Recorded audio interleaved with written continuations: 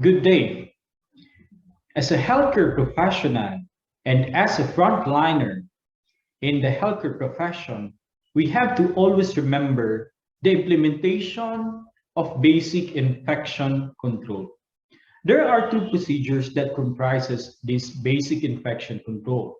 These are doing medical hand washing and second, donning and removing protective personal equipment or personal protective equipment. The objective of doing basic infection control is to apply these principles when practicing in all aspects of nursing with particular emphasis on medical hand washing and the use of personal protective equipment or PPE. So in this concept about basic infection control, the students will be able to, number one, describe the requirements for standard precautions as identified by the Centers for Disease Control and Prevention. Second one is to assess the healthcare environment in order to identify possible sources of transmission of microorganisms. And third is to identify situations in which hand washing is essential.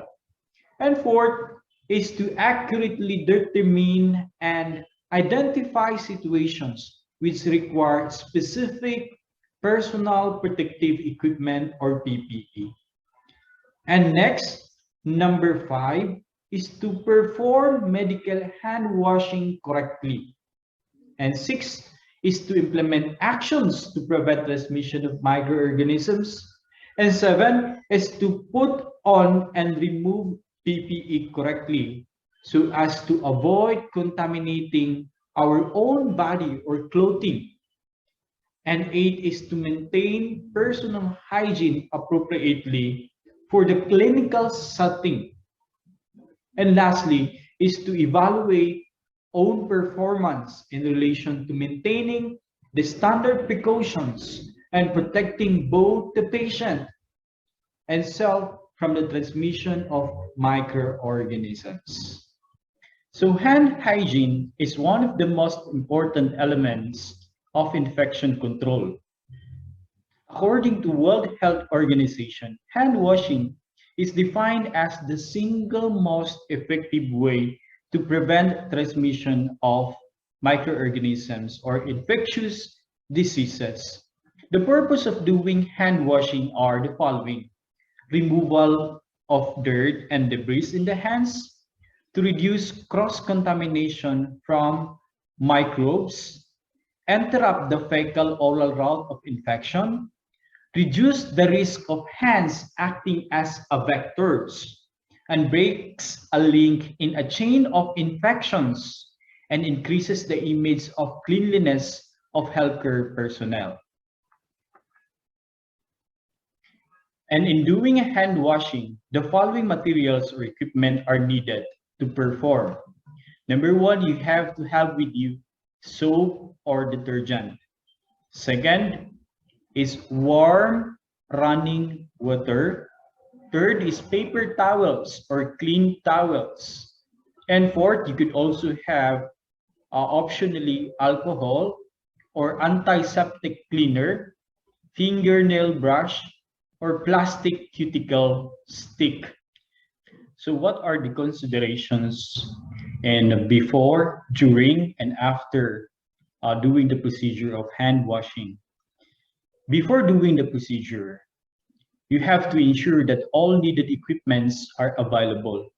You have to remove jewelries worn if there is or are, and roll the sleeves if wearing long sleeves. And then make sure that there is an available water or alcohol-based rag. And then during hand washing, you have to always remember the proper body mechanics to avoid body straining or overstretching. And ensure to do hand washing for not less than 40 seconds and follow prescribed standard proper steps in performing hand washing.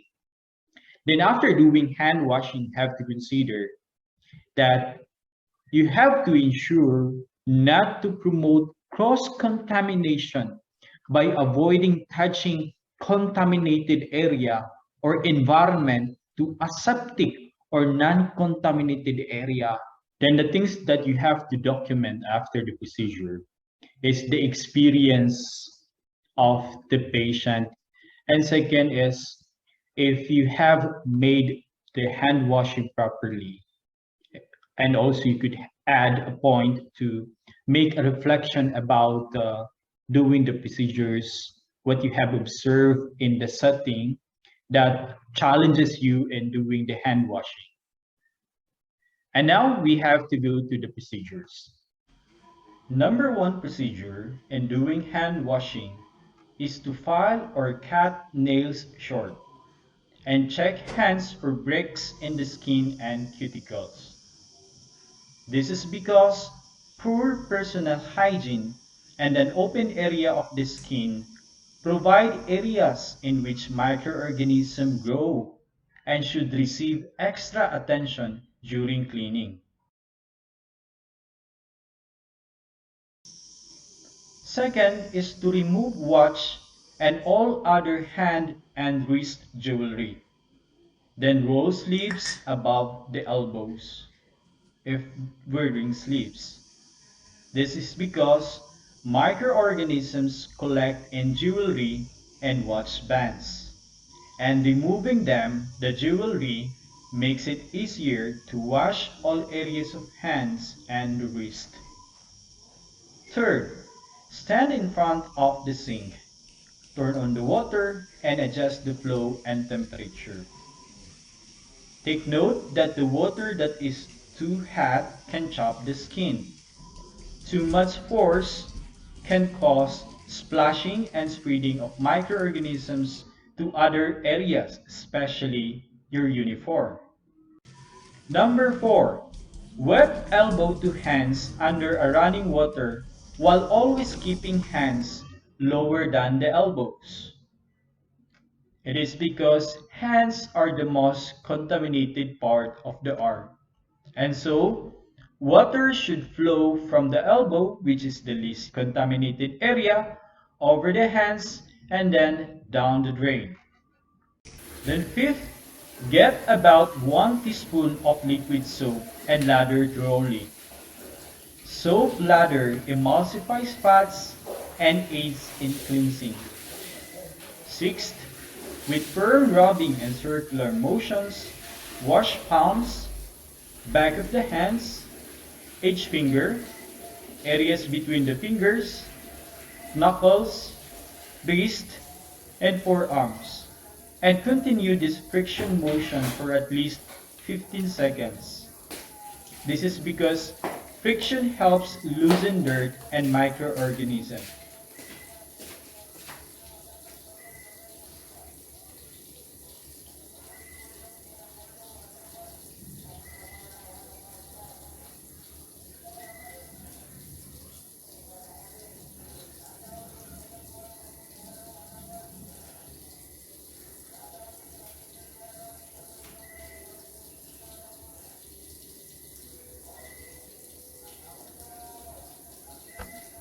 7.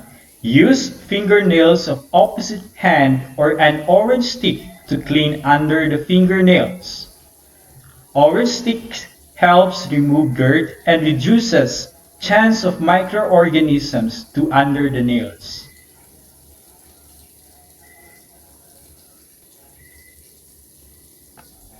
8. Rinse hands thoroughly with water flowing toward the fingertips. Water should run from cleaner area, from the elbow, over the hands and then down the drain.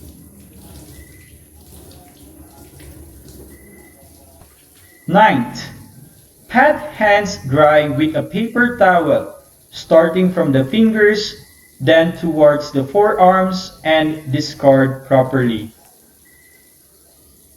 10. Turn off the water with a dry paper towel if faucet is hand operated.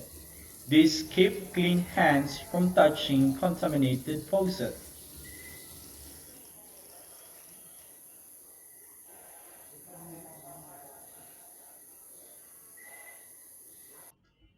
12. And the last, inspect hands and nails for cleanliness.